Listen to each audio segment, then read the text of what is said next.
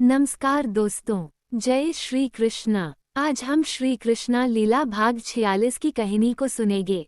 अगर आप चैनल में नए हैं तो चैनल को सब्सक्राइब करके श्री कृष्णा लीला भाग 1 से लेकर भाग 45 तक की कहानी को जरूर सुनें। तो कहानी को सुनते हैं।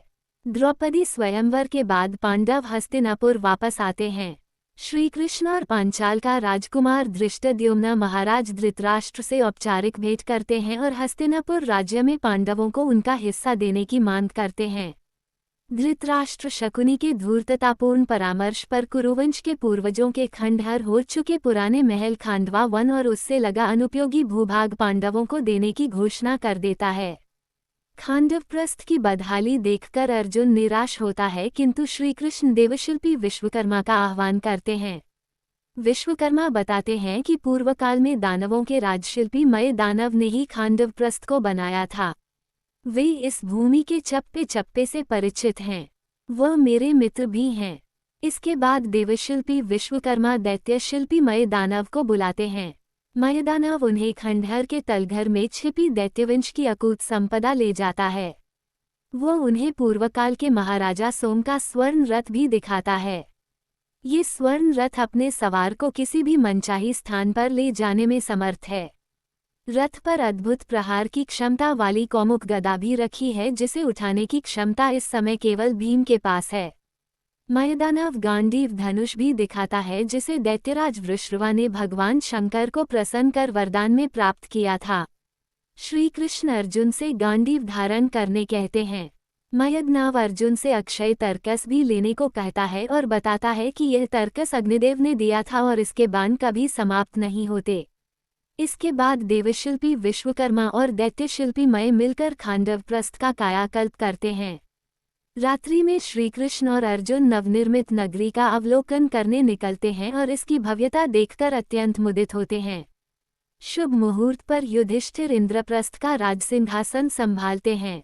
उसी संध्या युधिष्ठिर के निज कक्ष में देवर्षि नारद पधारते हैं और कहते हैं कि आपके पिता महाराज पांडु ने स्वर्ग से आपको आशीर्वाद देने के लिए मुझे भेजा है।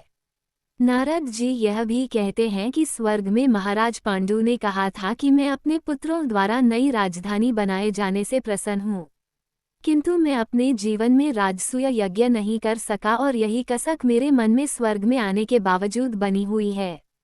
यहाँ स्वर्ग में मैं कई अन्य चक्रवर्ती सम्राटों को देखता हूँ तो मेरे मन में वेदना होती है। आप धरती पर जाकर मेरे पुत्र युधिष्ठिर से राजसूय यज्ञ करके मेरी वेदना कम करने को कहिए। अपने पिता का संदेश पाकर युधिष्ठिर राजसूय यज्ञ करने का संकल्प लेते हैं और आर्यावत के समस्त राज्यों को अपने अधीन करने के लिए सैन्य टुकड़ियां अलग अलग दिशाओं में भेजने की रणनीति बनाते हैं। श्री कृष्ण उनके इस अति उत्साह पर मुस्कुराते हैं और कहते हैं कि इस देश में हस्तिनापुर और मगध ऐसे दो शक्तिशाली राज्य हैं जिन्हें सहज में अधीन करना दुष्कर है। श्री कृष्ण परामर्श देते हैं कि हस्तिनापुर आपके परिवार में गिना जाता है, अतएव इसे आप पारिवारिक भावनाओं से जीत सकते हैं। इसके लिए आप पितामह भीष्म और ताताश्री धृतराष्ट्र के पास जाइए।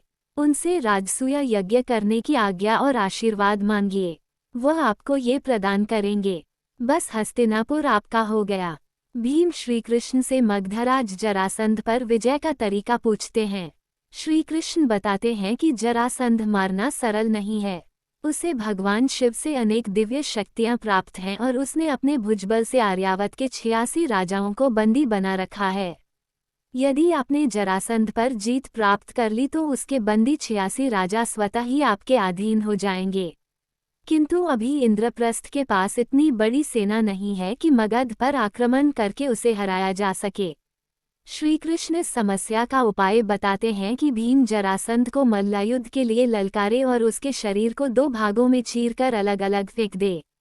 इसके बाद श्री कृष्ण भीम और अर्जुन को साथ लेकर मगध जाते हैं और ब्राह्मण वेश बनाकर याचकों की भीड़ में खड़े हो जाते हैं। नित्य की भांति शिवालय में रुद्राभिषेक के बाद जरासंध याचकों को दान देता है, किंतु श्री कृष्ण बहुत चतुराई से दान लेने के स्थान पर उसे द्वंद्व युद्ध के लिए उकसा देते हैं। किंतु जरासंध कहता है कि मैं तुम ब्राह्मणों को द्वंद्व युद्ध में मारकर ब्रह्म हत्या का पाप नहीं लेना चाहता हूँ। तब श्री कृष्ण उसे अपना और भीम व अर्जुन का वास्तविक परिचय देते हैं। जरासंध भीम से द्वंद्वयुद्ध के लिए तैयार हो जाता है। दोस्तों, श्री कृष्णा लीला भाग 46 की कहानी समाप्त हो गया है। अगर आप भाग 47 की कहानी सुनना चाहते हैं तो हमारे चैनल के साथ बने रहें। जय श्री कृष्णा।